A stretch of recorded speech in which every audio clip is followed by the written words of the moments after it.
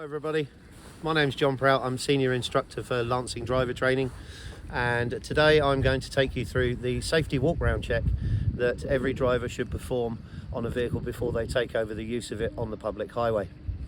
We're going to start at one corner, this corner here. You'll find you'll get your own flow of doing this eventually, but I always start at the offside front corner here. And I will end at the front side, at this offside front corner as well. You find if you start at one position and end in the same position, you're less likely to forget an item as you're walking around the vehicle. Don't forget to look top, middle and bottom of the vehicle. It's important to check the roof line of the vehicle as well to make sure there's no body damage. The DVSA are very hot on something that they call items that are likely to fall from the vehicle and cause injury or damage to other road users. So make sure you check the roof line, the middle of the vehicle and at the bottom as well. Don't just be drawn to everything down the bottom. So we start at the front corner and we're going to check the top, the middle and the bottom like I've just said. And up at the top there we check that the marker light is present and the lens is correct. It doesn't obviously look damaged. Work our way down the side of the windscreen. The mirror arms look okay. At the front of the vehicle there's no obvious signs of any damage or anything that's likely to fall off. We check the side panels to make sure they're secure, and don't be afraid to get physical with the vehicle. Actually grab something, give it a pull, make sure it's not going to come off. Check the side repeater lamp is secure and the lens is correct, and then we move around to the headlights. We check the headlight lens, make sure there's no obvious signs of damage, and that the lens is clean. If it's not clean, get yourself a cloth and give them a wipe, clean them off. You know, your headlights are very important, as well as the indicator lamp at the top as well. Moving a little bit further down, we've got the fog light as well. Again, we just give the surround a little tap just to make sure nothing's going to fall off. And we carry on and we move around a little bit further towards the front of the vehicle now. And again, we divert our eyes up to the top. We have a look at the roof line. Let's make sure again there's nothing obviously hanging off or likely to fall from the vehicle or looks damaged. We check the windscreen, we have a look for damage, cracks, stone chips. Make sure that the surround rubber, the rubber that holds the windscreen into the cab structure, is there, present and secure as well. Doesn't look like the windscreen is about to fall out of the vehicle, which would not be good. Coming to the front here, the first thing you're going to do when you approach a vehicle is you're going to check the coolant level, the oil level and the screen wash level. And on this particular vehicle, it would depend on the vehicle you're driving, but on this particular vehicle we open the front with two catches under here and we pull the front up. Just make sure the front goes all the way up to the top, not just relying on the gas struts, just so that you're less likely to hit your head on it as you're walking around. On this particular vehicle, the oil level is here, the coolant level is here and the screen wash is here. It will all depend on the vehicle, particular type of vehicle you're driving, as to the location of those items under the front of the vehicle. Excuse me. Coolant level, if the vehicle's been used or run, then you should not open the cap. Just have a physical look inside the opaque bottle to make sure that the coolant level is between the minimum and maximum mark. If it's not, you should consult an engineer. Do not open this bottle when it's hot. Same with the engine oil. We're only going to check the engine oil if the engine is sat for at least 10 minutes to let the oil level settle into the sump before you check the oil level. And the way we do that is we pull the dipstick out with a cloth, we give it a wipe, put the dipstick back in, leave it in for 5 to 10 seconds, pull the dipstick out and check the level on the end of the dipstick. If it needs adjustment, then adjust as required, but it should be between the minimum and maximum level. Anywhere between those 2 points is acceptable. Okay. With the screen wash bottle on this particular vehicle, it's hidden behind the front bumper or the front grille here, so we cannot see the bottle itself. So you'd have to take the cap off and physically look inside just to make sure that the level is correct. Anything else under the bonnet is a visual inspection only. Just have a look, just make sure items under the bonnet appear to be as they should. I always say if it doesn't look right, it's probably not right, and you should seek advice from someone like your transport manager or an engineer if you have a workshop on site. Check your cab suspension springs, they look good, they're not broken. Cab shock absorbers, they look okay. And also just have a little listen with your ears, just make sure there's no air leaks coming from the front, because there are quite a lot of air pipes that come up here towards your brake valve. If everything looks satisfactory under the bonnet, we're going to shut the bonnet down. When you shut the bonnet down, always make sure it's latched so that it's not going to fly up in front of your face while you're driving. So we carry on with the safety walk round check then. Again, we're checking top, middle and bottom, having a look at the panel work, have a look at your front number plate, make sure it's secure to the vehicle, it's clean and it's readable, and it's showing the correct number as well. We have had before with vehicles with the wrong number plate on the back and the correct number plate on the front. So bringing further round then, again we're going to look top, middle and bottom. We're going to check the close proximity mirror at the front here. We're going to have a look, just make sure it looks secure, which it does, and the glass is undamaged. The mirror looks as it should. Side panels then, again, yeah, they all look secure, nothing falling off. Check your headlight on this side and the fog light on this side, and work your way further round. Now we're at the side of the vehicle. Again, we look at the top, at the roof line, we look at the middle and we look at the bottom. Does everything look like it should? Yes, pretty much. We check the front step is secure, just pop your foot on it like that, give it a little wiggle, just make sure it's secure, which it is. And we come to the passenger door. We make sure the passenger door opens, closes and stays closed, because as a heavy goods vehicle driver you are not going to be able to grab the passenger door should it open whilst you're driving. Unlike you can possibly with a car, you can lean across and shut the door. You would not be able to do that on a heavy goods vehicle. Working our way a little further back then, we turn around and we have a look at the mirrors at the front here. Are they secure? Yes, they are. They're not wobbling around all over the place. Mirrors at the top. Check the glass. Make sure the glass is secure, clean and not broken. Moving a little bit further back, so I'll turn around the other way, make it slightly easier. We come to the tyre. Tyres obviously are an important safety feature on a truck. Obviously you need tyres to drive. So the minimum legal tread depth is 1 millimetre for a heavy goods vehicle tyre across 3/4 of the tread width area, either at the front there or at the back. Okay, have a look around the tyre. If you're checking tyres, I suggest you wear gloves. Pop some gloves on, because if there's any metal items sticking out of the tyre, they could catch your skin, damage your skin. Like we're saying about tyres, try and wear a pair of gloves when you're checking tyres. If you're going to put your hands anywhere around the top of tyres and there's items sticking out of the tyre, it's going to injure your skin and could cut you. So health and safety, put a pair of gloves on when you're checking tyres. As for visual checks, we're going to look around the tread, make sure there's no obvious signs of damage. You are allowed a cut to the tread, but it mustn't show the cord or wire. Similarly, on the sidewall of the tyre, you are allowed a cut to the sidewall, but again, it must not show the cord or the wire. If it does, do not drive the vehicle, consult your transport manager to have the tyre replaced. And also the same if you have a bulge in the sidewall, that is a no-no. You do not drive the vehicle with any kind of bulge or carbuncle on the side of the tyre. Damage to the sidewall otherwise is acceptable, as long as it, like I say, as long as it doesn't show the cord or the wire. For wheel security, we're going to check the wheel nuts.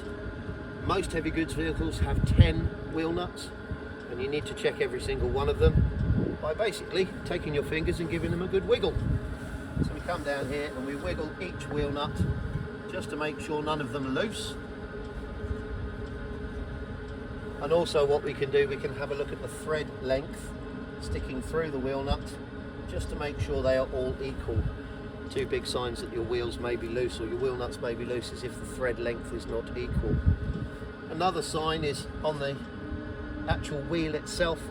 If you see a rusty mark that makes its way up out towards the inside of the wheel there, it means that at some point that wheel has been loose or is loose, and moisture has made its way down between the wheel nut and the surface face of the wheel itself.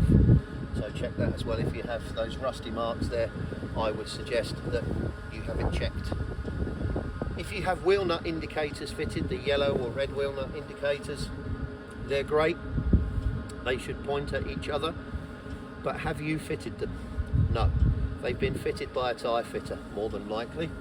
And if they have, you haven't fitted them yourself, can you be 100% sure that they've been fitted correctly? So again, if they're fitted, what I would suggest you do is do the same as you would do with the wheel nuts and give the tyre indicators a wiggle just to make sure they're not loose. So moving on, we've checked that tyre, we said that tyre is going to be okay. We're going to move on slightly further back, and again we're going to check the bodywork, the top, the middle and the bottom of the fairings here, the wind deflectors, make sure they're secure. This one actually folds in on a bracket, so it may seem when you grab it that it's loose, but that's not loose, that's just in the latch itself. Okay. Moving on then, we have the fuel tank and its mounting method, which is straps on this one. Just have a look at the straps at the bottom, make sure none of them are broken, and you have all 3 securing straps, or however many securing straps you have. Check the fuel tank cap. My suggestion is you always keep the fuel tank cap locked. It's entirely up to you. Just make sure that the cap is secure and there's no signs of leakage down the side here, and that the locking mechanism hasn't been tampered with. Somebody's been in there with a screwdriver trying to relieve you of your fuel. Working a little bit further back then, this vehicle has a trailer already connected, so what we're going to do, we're going to amalgamate the 2 checks together, and now we're going to include checking parts of the trailer as well as checking the tractor unit as well. So again, we're going to look top, middle, bottom. We have marker lights at the front of the trailer here, white lights at the front, red lights at the back, amber lights on the side. And again, we look up, make sure the lights are secure and the bodywork is undamaged. This has some scuff marks on it, but it's okay. It's, you know, this is all secure. It's not going to come off while you're driving down the road. Looking down at the bottom then, yep, we have another wheel and tyre. So we repeat the process that we did with the front one on this one, checking all 10 wheel nuts, checking the condition of the tyre, make sure it's legal. Plastic wing tops, again, make sure they're secure and not likely to fall off. Have a little look underneath as well at the actual chassis of the trailer, make sure there's nothing obviously wrong under there or any excessive corrosion to the trailer. We have a look at the side marker light. Is it clean? Yes it is. Is it secure? Yes it is. Also check your spray suppression front and rear as well. Make sure that is clean, or cleanish. It will be dirty if you've been out on the road, but it's not clogged up to the fact that it's going to not suppress any water that hits it. And make sure it's secure. Most people give it a little bit with their foot, or just grab the actual spray suppression and make sure it's secure to the vehicle. Working back a bit further, we have a repeat of the middle axle on this particular tractor unit. We have the rear axle with, yes, a wing top. Make sure that's secure, and wheels and tyres. This particular tractor unit has double rear wheels, so an inner rear wheel and an outer rear wheel. Again, you're going to check the tyres in the same way. Suggestion is possibly pump up the suspension on the tractor unit so that you can see physically through into the inner tyre, just to make sure. If not, you can look from behind and underneath. Make sure there's no damage to the tread. Side walls on the inner are more difficult to check, but you can make a slight visual inspection from underneath just to make sure there's no massive bulges in the sidewall, and make sure there's no item stuck between the 2 rear wheels, like a brick or a piece of rock or something that's stuck between the 2 rear wheels. You do not want that flying out while you're driving down the road. You need to remove that before you drive. Then we're going to come back to the trailer then, looking top, middle, bottom. This is a solid sided trailer. If you have a curtain sider, you should be checking all the buckles and all the securing straps to make sure they're secure and not damaged. Side marker light on the trailer, is it secure? Yes it is. We'll check that they're working when we do a light check a little bit later on. Again, working further back, this side we have the number plate at the back. Is it secure? Yes. Is it readable? Yes. Is it likely to fall from the vehicle? No. Is it reflective? Well, yeah, we think it is. It's yellow, so it should be good. Rear light unit, again, checking the lens, make sure the lens is not cracked and it's secure to the light unit itself, and the light unit is secure to the vehicle. And make sure that it's going to show the correct light to the rear. None of the lamps are cracked. Moving a bit further on, we have the brake control unit for the trailer. Parking brake on the red and shunt valve on the black. Normal operation, the parking brake will be in and the shunt valve will be out. Just make sure that the shunt valve hasn't been tampered with or played with, especially if you've parked up overnight somewhere, People seem to like to press the shunt valve in and think it's funny. It's actually not. Parking brake, we can check that that works by pulling it and pushing it in by releasing it. Moving further back, then we have the trailer winding, the legs handle, shall we say. Just make sure that's securely stowed and it looks normal, which this one does. And we can also check our legs under the front there, make sure they're not bent back, and it's got feet on both sides of the trailer landing legs at the front there. Coming back a bit further, we're going to check our bodywork. This particular trailer used to have an engine on the front for a refrigerated unit, so it has diesel tanks in here. Any extra equipment that you have on your trailers is specific to your particular trailers, not this one as such. Again, top, middle, bottom, having a look, making sure visual inspection doesn't look like anything's hanging off or likely to fall from the vehicle. Coming down the side again, we come to the trailer tyres. Repeat the process you did for the tyres on the tractor unit on any trailer. Same again, 1mm tread depth across 3/4 of the width of the tread. No damage to the sidewall, no cut, no bulges, and no cuts deeper to the cord or the wire. Again, spray suppression and wing tops, we check those, and then we bring it a little bit further down the side. We come to another marker light, check that one, that looks secure. And again, top, middle and bottom, don't forget that top, middle and bottom check. Again, we repeat the same check as we did with the tyres on the rest of the vehicle on this one. This particular vehicle has a steered rear axle.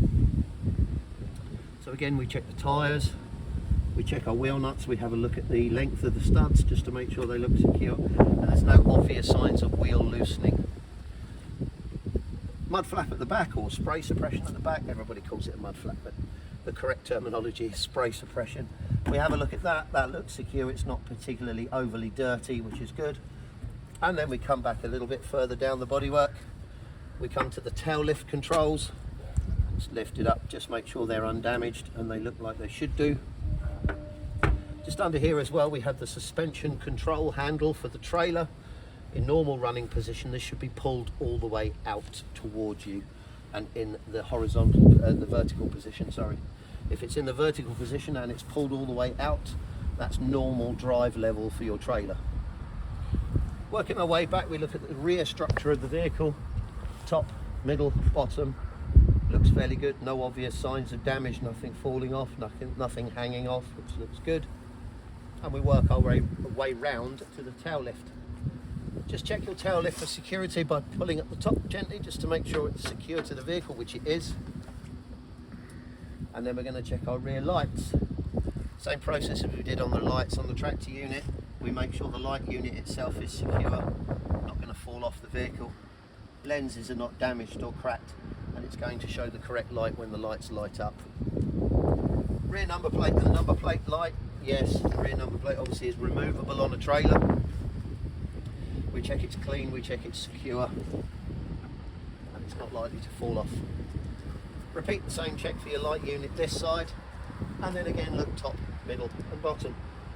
If you're close to the vehicle like I am now, I would suggest we walk back a little bit, and as we walk back we can look up to the marker lights at the top of the vehicle on the rear, just to make sure they are undamaged and they look like they should do. They do suffer with tree damage. If you've got low hanging trees on any of the routes, you can catch those lights and damage them. Carrying on our check then down this side, we're basically on this side of the vehicle going to repeat all the checks we did on that side along this side. Not forgetting top, middle and bottom, making sure all the bodywork is secure. So let's walk a little bit further down.